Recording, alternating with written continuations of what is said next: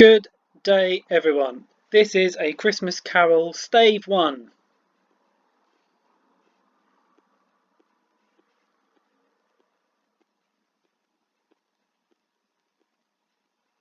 Marley's Ghost.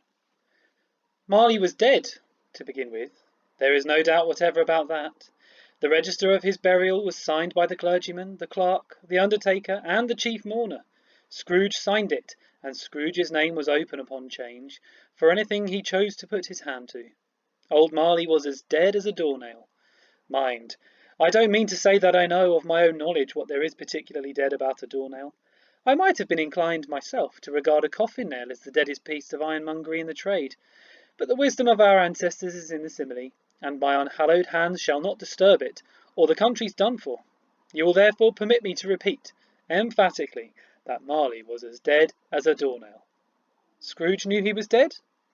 Of course he did. How could it be otherwise?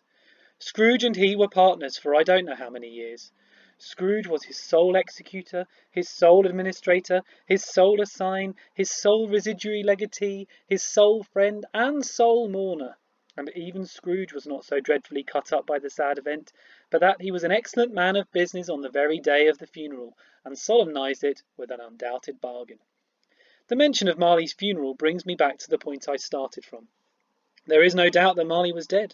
This must be distinctly understood, or nothing wonderful can come of the story I am going to relate. If we were not perfectly convinced that Hamlet's father died before the play began, there would be nothing more remarkable in his taking a stroll at night, in an easterly wind, upon his own ramparts, than there would be in any other middle-aged gentleman rashly turning out after dark in a breezy spot. Say St. Paul's churchyard, for instance, literally to astonish his son's weak mind. Scrooge never painted out old Marley's name. There it stood, years afterwards, above the warehouse door, Scrooge and Marley. The firm was known as Scrooge and Marley.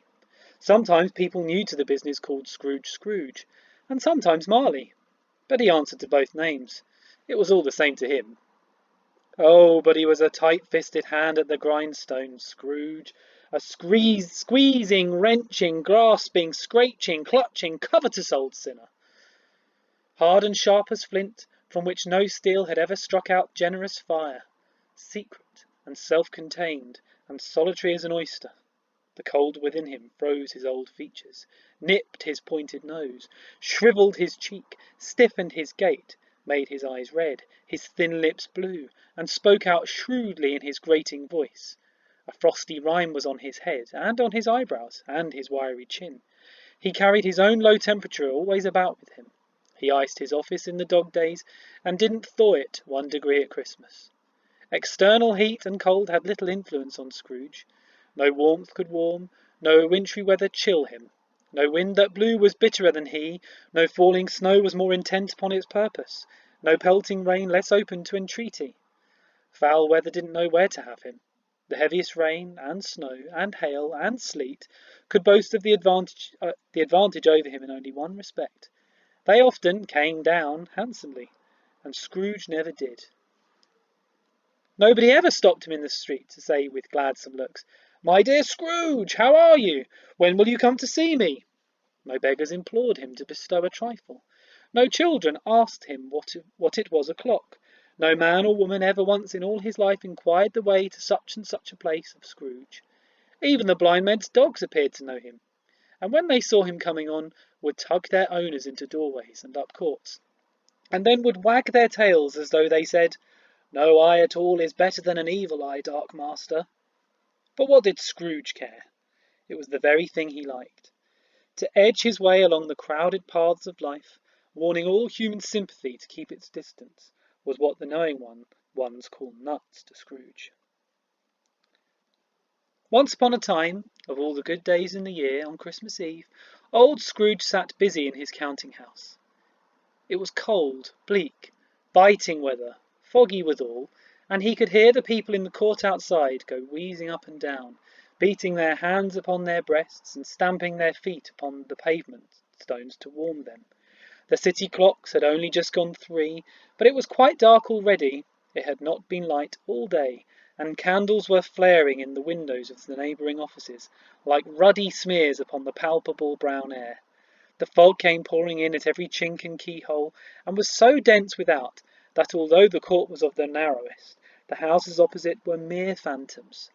To see the dingy cloud come drooping down, obscuring everything, one might have thought that nature lived hard by and was brewing on a large scale.